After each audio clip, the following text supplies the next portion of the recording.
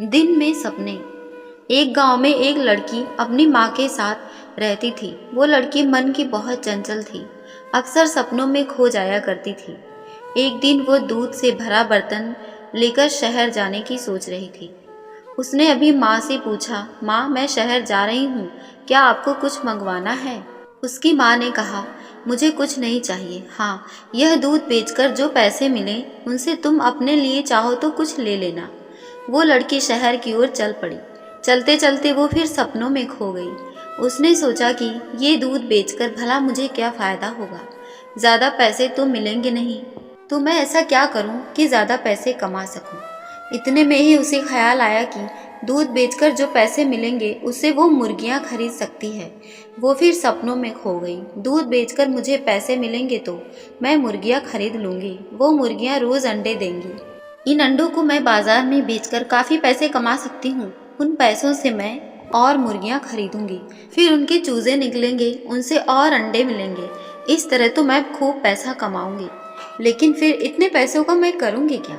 हाँ, मैं उन पैसों से एक नई ड्रेस और टोपी खरीदूंगी। जब मैं यह ड्रेस और टोपी पहनकर बाहर निकलूंगी तो पूरे शहर के लड़के मुझे ही देखेंगे।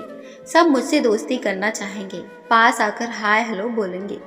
मैं भी इतराकर उनसे बात करूंगी, बड़ा मज़ा आएगा। लेकिन यह देखकर तो बाकी की लड़कियां मुझसे जलने लगेंगी। उन्हें जलता देख मुझे मज़ा आएगा।